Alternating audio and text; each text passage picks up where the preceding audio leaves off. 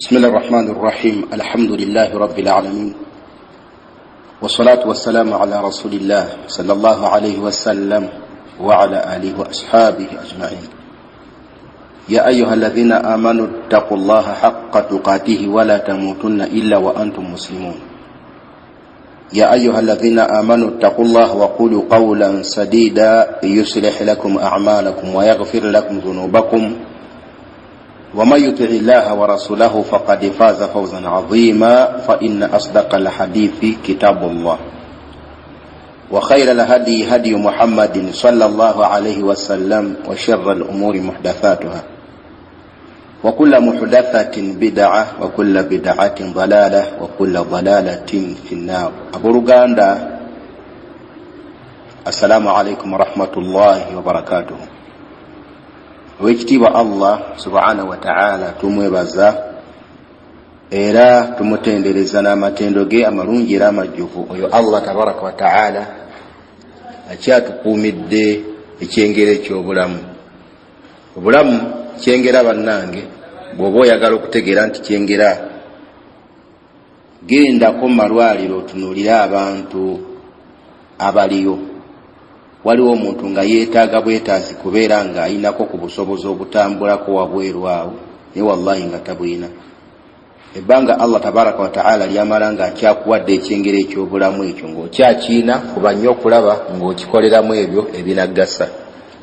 Tokizannyiramu, kubanga akaseera k'okukyetaaga obudde bwonna kajja kutuukako, imma nga Allah subhanahu wa ta'ala obulamu bwonna bukuggyeko, ng'oyagala bukuddizeeyo eddakiika osobole okukoleramu ebyo ebyakulema okulongoosa, era ng'oyagala bukuddizeemu eddakiika osobole okwenenya olw'ebyo ebitaagenda bulungi naye nga omukisa tegukyaliwo.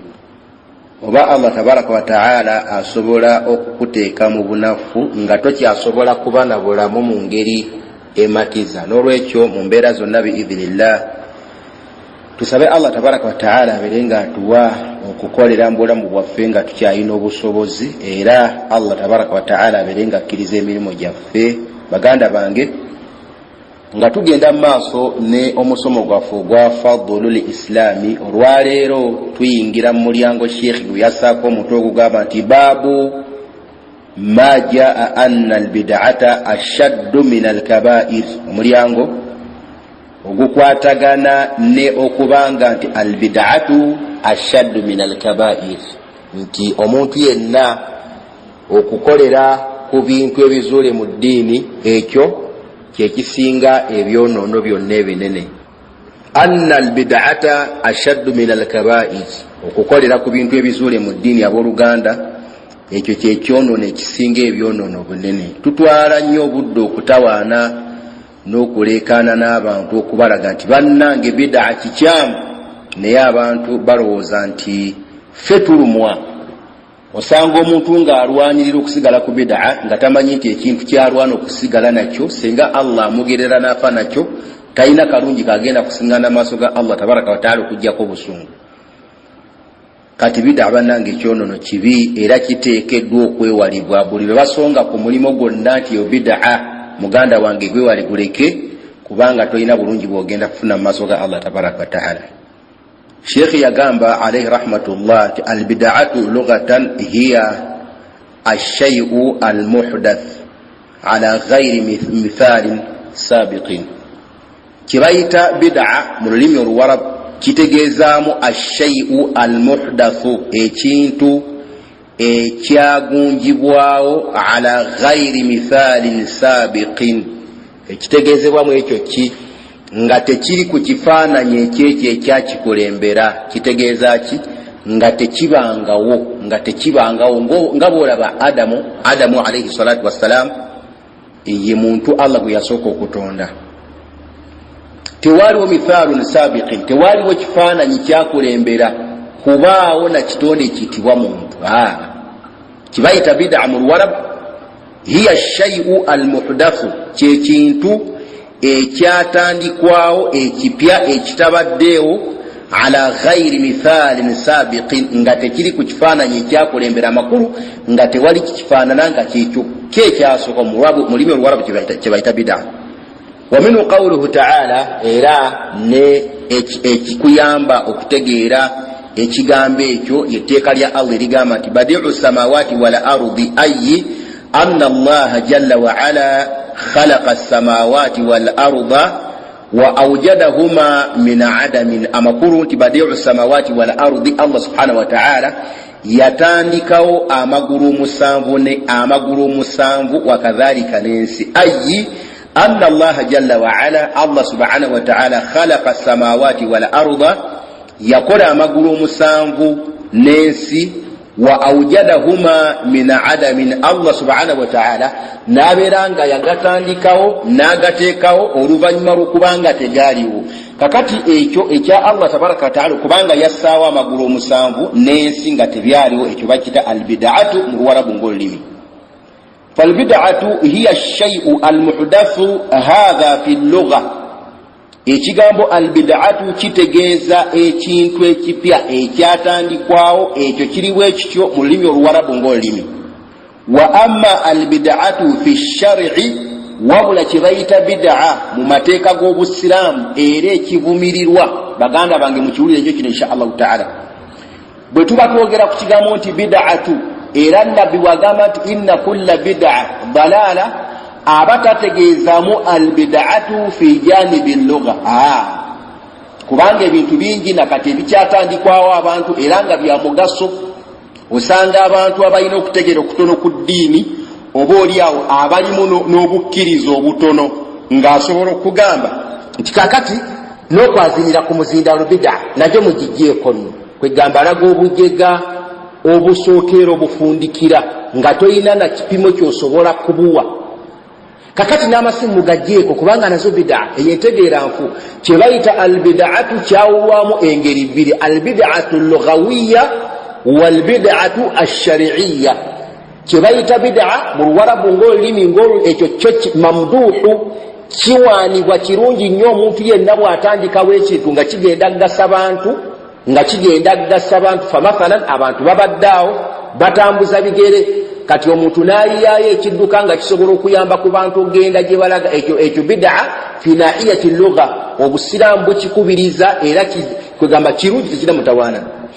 Amma albid'atu fi janibi lugha, fi janibi shar'i, bwe tudda ku bid'a ku saidi y'amateeka g'Obusiraamu, ekyo kyekyogerwako nti albid'atu inna albid'ata ashaddu min alkaba'ir, nti bid'a omuntu okuzuula ekintu n'okireeta mu ddiini, ekyo kyekisinga ebyonoono byonna obubi. Bagamba baulama tu amma albid'atu fi shar'i, wabula kye bayita bid'a mu mateeka g'Obusiraamu, fahiya ihdathu shay'in fi ddiini laysa lahu aslun min kitabillahi wala min sunnati rasulillahi sallallahu alaihi wasallam ka ihdathi ibadati laysa laha aslun. Bagamba baulama kibayita bid'a mu mateeka g'Obusiraamu era ekivumirirwa, fahiya ihdathu shay'in, kitegeeza omuntu okutandikawo ekintu, fi ddiini, ekintu ekyo n'akiteeka mu ddiini, laysa lahu aslun, nga tekiinaako nsibuko yonna,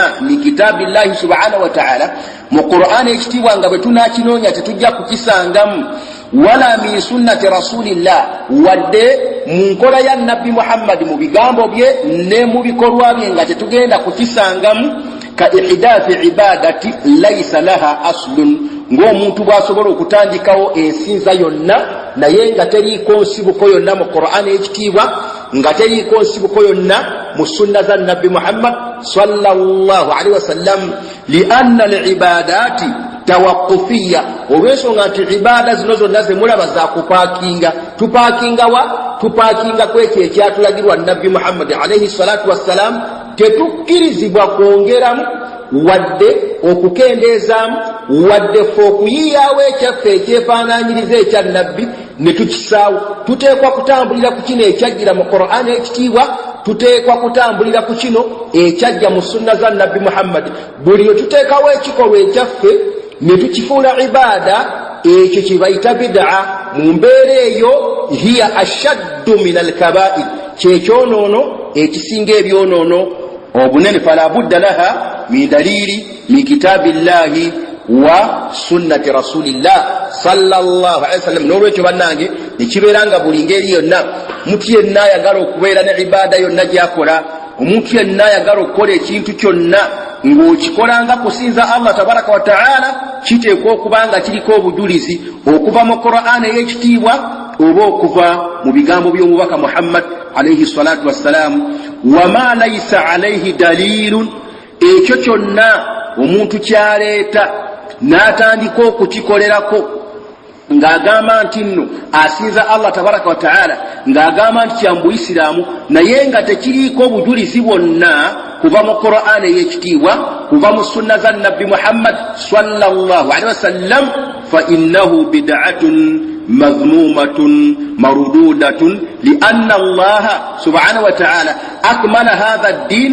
قال تعالى اليوم أكملت لكم دينكم وأتممت عليكم نعمتي ورضيت لكم الإسلام دينا. فإنه بدعة ekyo kyonna omuntu kyabasazeewo okukolerako nga tekiriiko bujulizi mu Qur'an wadde mu sunna za Nabbi Muhammad alayhi salatu wassalam, fa innaha bid'atun, eyebeera bid'a yennyini, mazmuma, evumirirwa, marududatun, era ekikolwa ekyo kyabeera akoze kimuddizibwa, tafunamu mpeera mu maaso ga Allah tabaraka wa ta'ala, li anna Allah akmala hadha ddin, kubanga Allah subhanahu wa ta'ala yajjuza bukuukubira eddiini eno ey'obusiraamu, n'atuuka okugamba Allah n'alangirira n'agamba nti al-yawma, olwaleero, akmaltu lakum dinakum, mbajjuliza eddiini yammwe, wa atmamtu alaykum ni'mati, ne mbajjuliza ekyengera kyange, wa raditu lakum al-islaama diina, kale nno mbasimidde obuyisiraamu obwo yebebeera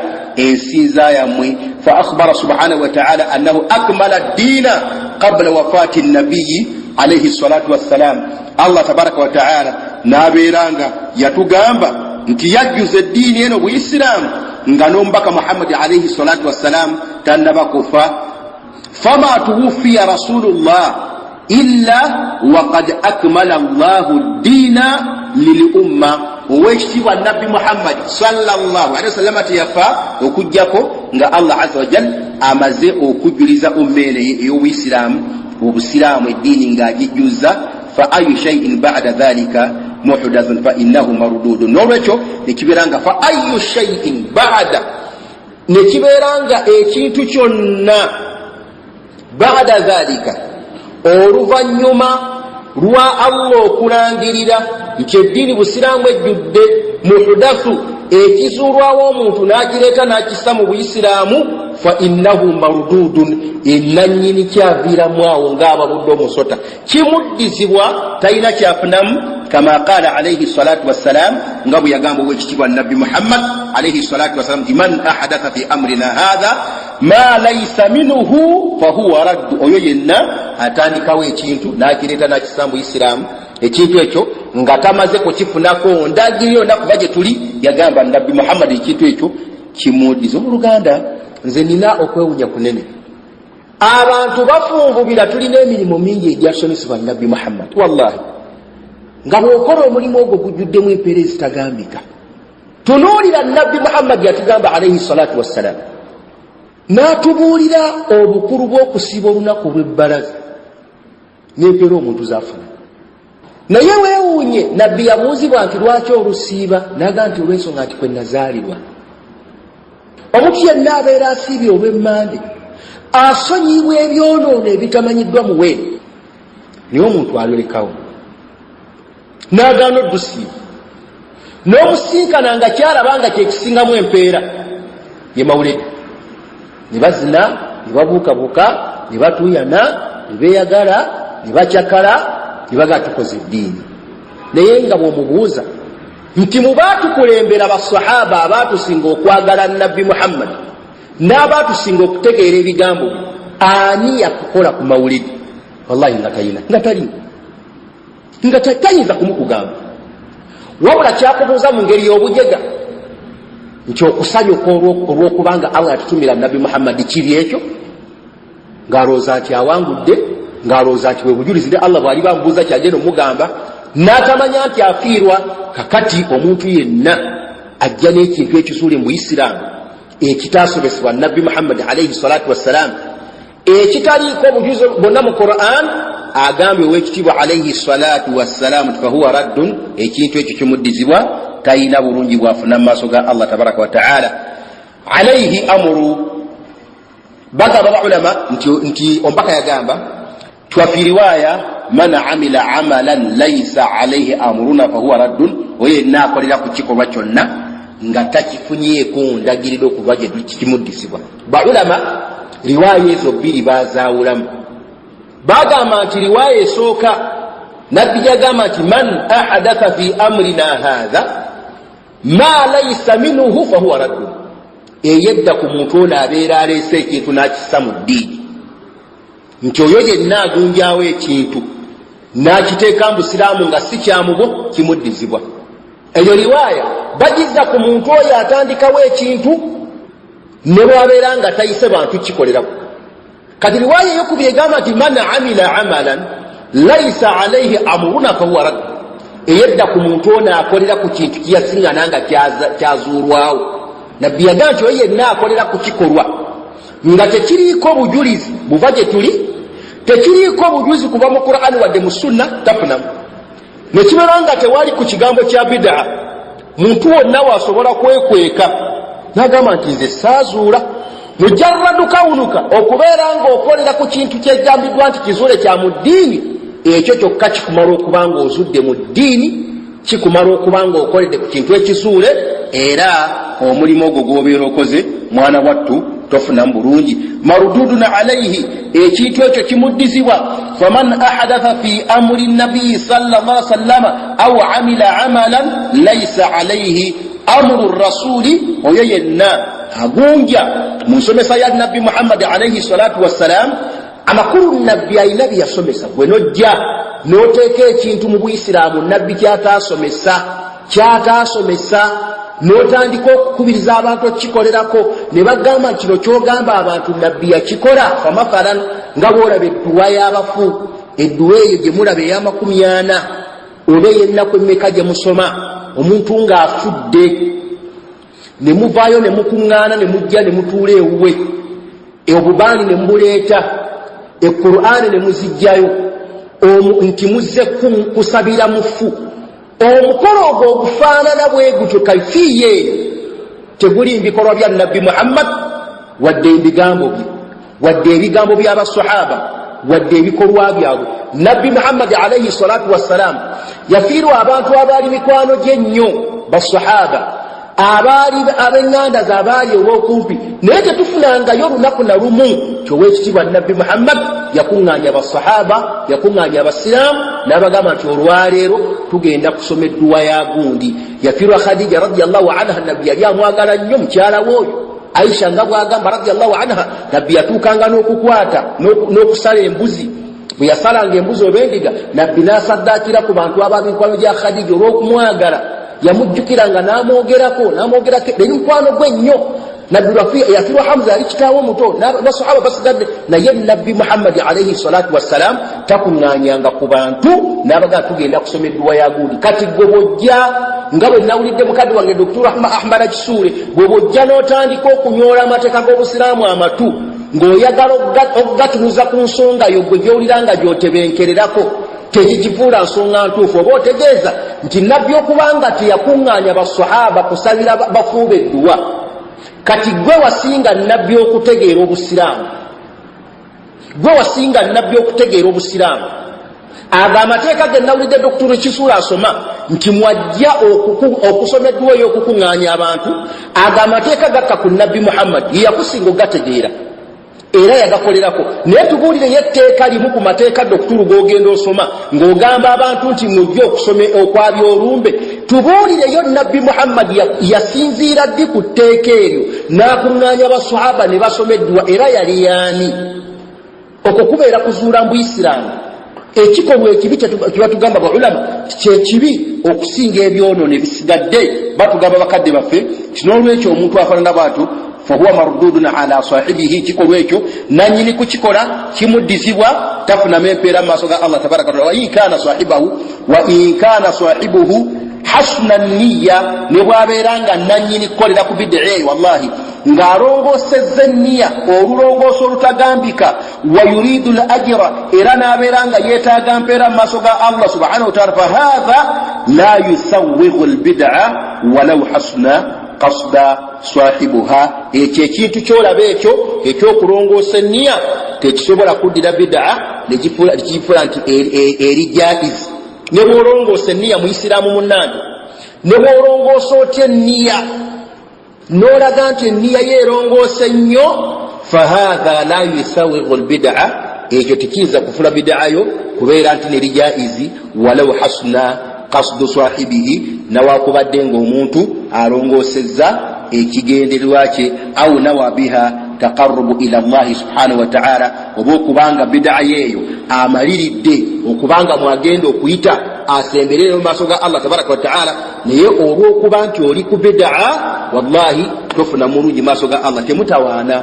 Akalimu akatono nga kali ku sunna za nabbi Muhammad nga bagamba ba ulama, akalimu akatono bwe kati nga kakwatagana ne sunna za nabbi Muhammad alayhi salatu wassalam ke kasinga obulungi okusinga omulimu omunene gwokoledde ekiseera ekiwanvu naye nga guli ku buzuule togwinaako obujulizi wonna kuva musiraamu. Totawaana munnange, tomenyeka, wallahi tomenyeka musiraamu munnange.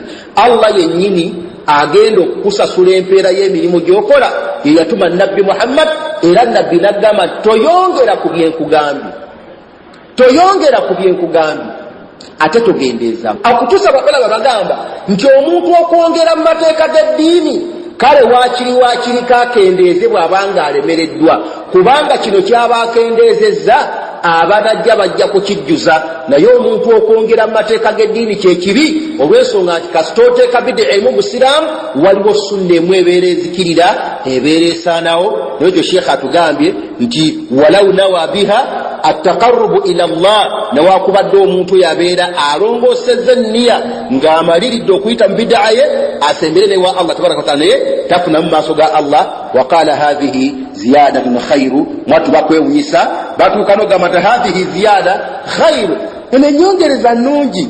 Kibi ki yaafi tetukuŋŋaanye kusaalira nabbi, okusaalira nabbi kwe kubi, nammwe muleke. Hadhihi ziyada khairu ma fi mushkila, mbu mumwena nyongeza simbi. Naqulu lahu, omuntu omujega afaanana nga tumugamba hadhihi ziyada sharru, ennyongeza efaanana bwetyo mbi nnyo. Walaysat khairan, era teri mu kalungi. Alkhairu fima jaa bihi rasulullah, obulungi n'ekirungi biri mu ebyo ebyajja n'owekitiibwa nabbi Muhammad salawatullahi alayhi. Walihadha qala sallallahu alayhi wasallam, nekibeera ng'ekigambo ekyo kiraga kyowekitiibwa nabbi Muhammadi alayhi salatu wasalam kyeyava agamba ti inna khayra alhadithi kitabullah. Wallahi muwulira hadisi ey'abooluganda abo walimu nga bakisomera bakadde baffe abo byagamba ti inna khayra alhadithi kitabullah, ebigambo ebisinga okubeera ebirungi, ebigambo ebisinga okubeera ebyomugaso, ebigambo ebisinga okubeera ebyamakulu kitabullah. Yagamba Allah mu Qur'ani, waman asdaqu min Allahi haditha waman asdaqu min Allahi qila qul sadaqa Allah. Qur'ani yagamba owekitiibwa alayhi salatu wassalam ti inna khayra alhadithi kitabullah, ebigambo ebisinga okubeera ebirungi kyekitabo kya Allah. Wa khayra alhadiyi hadiyu Muhammadin sallallahu alaihi wasallam, n'obulungamu obusinga okubeera obulungi era obutuufu bw'okulungamirako yenjigiriza ya nabbi Muhammad. Wa sharra al-umuri muhdathatuha, n'ekintu ekisinga okubeera ekibi omuntu kyabeera akoze kwe kujja n'ekintu ekizuule n'akiteeka mu ddiini. Owekitiibwa nabbi Muhammad yamala emyaka wallahi 23 asomesa busiraamu, ne batuuka n'okumukuba amayinja n'abongoka n'agamu ku mannyo ge. Nabbi n'asindika basahaba bibinja na bibinja balwanirire enzikiriza entuufu esigalewo. Kati gwe nojja n'olaba nti bonna bye bakola baali tebabitegeera, kati gwe n'otandika okuzizika ebintu mu ddiini bye bataategeera nti bya mu ddiini. Nabbi kyagambye nti wa sharra al-umuri muhdathatuha, ekikolwa ekyo ky'obeera okoze oba okoze ekikolwa ekisembayo okubeera ekibi. Hadha dalilun ala anna albid'ata sharru, eyo hadithi mulimu obujuzi obulaga kimazima ddala bid'a kikolwa kibi nnyo omuntu bw'abeera ng'akikoze. Wa in kana sahibuha dhannu annaha khair, nawakubadde nga nannyiniyo alowoozezza mbu aliko bulungi. Musajja wattu batunuulira n'obasaasira. Waliwo gye twayita olumu nayina gye naveeyo kakati waliwo abo baba ali ku kiyarabi oba yali buruda yakyo oba biki ebyo, kakati motoka waliwo engeri y'akasozi kati saidi awo waliwo omuzikiti kakati nga abasajja bakulu bali awo abasajja bakulu bali mu kuzina babuukabuuka bazina okufa obufi kati bagenda okulaba emmotoka mwetwali nga mulimu basajja babiri bubuka ne bongeramu amaanyi mu batulumya kakati yaki oli ku bid'a nze bid'a teyina kyenkwatako olowooza nti oba olumizaani bagamba nti wa sahibuha wa in kana sahibuha dhanna annaha khair nawakubadde nga nanyirikola bid'a alowoozeza nti akola kirungi naye wallahi talina kafuna mu maaso ga Allah wa kullu bid'atin dalalatun buli kintu kyonna ekizuule mu buisiraamu buba bubuze wa kullu dalalatin finnar tolowooza nti bikoma kukubula bubuzi nti biwedde nabbi agamba nti inna asdaqa alhadithi kitabullah ebigambo ebisinga okubeera ebirungi kitabo kya Allah tabaraka wa taala wa khayra lahadiyi hadiyu muhammadin obulungamu obusinga okubeera obulungi bwe bulungamu bwa nabbi muhammad wa sharra al-umuri muhdathatuha n'ekintu ekisinga okubeera ekibi omuntu kyabeera akoze kwe kuzuula mu busiraamu nabbi n'agamba nti wa kullu bid'atin dalala buli kintu kyonna omuntu kyajja nakyo n'akiteeka mu busiraamu nga tekyasomesebwa nabbi muhammad mu qur'ani nga tekiriimu bubuze wa kullu dalalatin fi nnar ate buli kintu kyonna omuntu buli lwoleeta obuze mu buisiraamu bwabuleese bukutwala mu muliro kati towona wa kullu dalalatin fi nnar kullu bid'atin dalala buli kintu kyonna ekizuule mu ddiini bubuze laisa hunaka bid'atun hasana mukitegera abooluganda nti mu buisiraamu temuli bid'a nnungi kama yaquluna man yaquluhu min almubtadi'a alladhina yuhawwijuna albid'i laisa hunaka bid'atun hasana tewaliwo bid'a yonna nnungi kama yaqulu man yaquluhu nga bwe bagamba abo abakyogera min almubtadi'a mwabo abalina omuze gw'okuzuula mu ddiini alladhina yurawwijuna albid'i biannaha bid'un hasana abo abakyusa abakuba bid'a akazigo ne babeera nga bagisiisiitiriza ne bagamba nti eno bid'a nnungi eno simbi eno bid'a nnungi walaysat bid'an sayyi'a era nga bagamba kino bid'a simbi farrasulu sallallahu alaihi wasallam umbaka wa Allah muhammad akhbara anna kulla bid'atin fahiya dalala nabbi atugamba nti buli bid'a yonna bubeera bubuze walaysa hunaka bid'atun hidaya mu busiraamu temuli mu bid'a muntu gyafunamu wallahi bulunga omuntu yenna baganda bange wakiri bwobeera ng'olemereddwa shaitani ngekuwangudde wakirikola ebyonoono ebisigadde netokolanga bid'a omuntu yenna buli lwakwata ekkubo n'agenda mu bid'a tasobola kuddamu kufuna bulunga tekisoboka busobozi abasajja bemulaba baganira ku bid'a buli lunaku buli budde obukya yeeyongerayo bweyongezi ne bw'omuwa ekitabo ekijjuddemu ebigambo ebiraga obubi bwa bid'aati n'omulaga ekitabo ne bw'agenda obugenzi mu dduuka mu bayibulale ng'anoonya bitabo byakugula n'alaba ekitabo nga kiriko obulungi bw'okwekwata ku sunna za nabbi tayinza kigula bw'oba twali wano ku yunivasite ewaffe waliwo omuvubuka mu tanzania kati nga tugendere mu library emu okusoma ebitabo naye neewunya omuvubuka oyo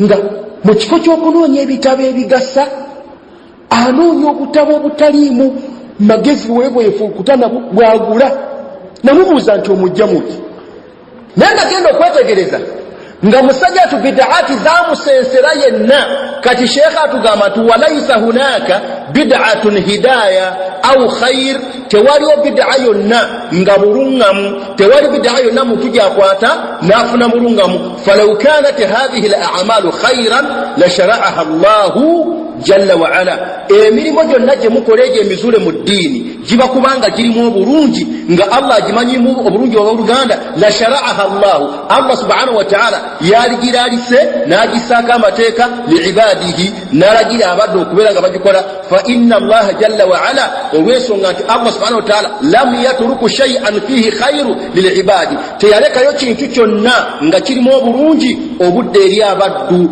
illa shara'ahu lahum okujjako nga Allah azza wa jalla yakibalalikako warrasulu alayhi salatu wassalam owekitibwa nabbi Muhammad lam yatruku shay'an min ad-dini tayina kintu kyonna kyalekayo kya mu ddiini illa bayyanahu okujjako nga kinyonyola alayhi salatu wassalam walam yaktumu minhu shay'an era tayina kyakweka wadde ekitono bwe kiti faqad ballagha albalaghu almubin alayhi salatu wassalam, yatuusa olutuusa olwolwatu. Kati insha Allah baganda bange omusomo guno gukyagenda mu maaso, tujja kufunamu eddarusu ndooza insha Allahu taala nga bbiri, naye nga guliko omutwe ogugamba nti inna albid'ata ashaddu min alkabair. Muteekwa okwewala abooluganda ebintu ebizuule mu ddiini, mwewala okukolera ku bintu ebizuule mu ddiini. Wakiriko oddewa Allah tabaraka wa taala nga ng'olina amazambi amalala ge wakola, bw'obanga walemererwa naye okusinga okuddewa Allah tabaraka wa taala nga waddeyo n'omusango ogw'okuzuula mu ddiini ye. Gwetegereza munnange, singa obadde oyina emirimu gyo, oyina n'abakozi b'okozesa, obalaga ebyokukola n'obalekera n'ennampala, nga n'amateeka gonna n'ebintu byonna ebiteekeddwa okukolebwa nga byonna biwandiike, nga balina omusajja buli lunaku akeera ku makya n'abasomera amateeka, bannange kino bannange kino bannange kino, ne mujja muvamu abasajja 5 ne batandika okukola ebikolwa by'otaabalagira kukola. Musiramu nange nkubuuza, bw'otuuka okusasula abakozi abantu obasasula? Ekimu ku by'obagamba nti amateeka galambikibwa, neteekawo n'ennampala, nemulagira abasomera amateeka ago buli lunaku. Kituufu kyaliwo nti naamu, kati lwaki mwakolera ku bye saabalagira? Toyinza kubawa mpeera. N'olwekyo insha Allahu taala bw'atyo Allah tabaraka wa taala bw'atayinza kusasula muntu yenna akolera ku bintu bizuule mu ddiini. Tomenyekana mulimo gwonna gutaliiko nsomesa ya Nabbi Muhammad, toyina wallahi agenda kusasula. Oyo musajja mukulu akukunga okukola ekintu ekizuule mu ddiini, bwe balibeera bamulipya akandooya ng'ali awo amaaso gamukanuse, takyasobola kwogera kigambo kyonna, talina kyagenda kukuyamba. Ajja kubeera ku lulwe, gamba n'okwegaana agenda kwegaana. Kati mudde eri sunna za Nabbi Muhammad, mudde eri Qur'an, mudde eri obuyisiraamu, muve ku bintu ebizuule mu ddiini, tebigenda bayamba wadde akatono. Subhanaka Allahumma bihamdika ashhadu an la ilaha illa anta astaghfiruka wa atubu ilaik. Assalamu alaykum wa rahmatullahi wa barakatuh.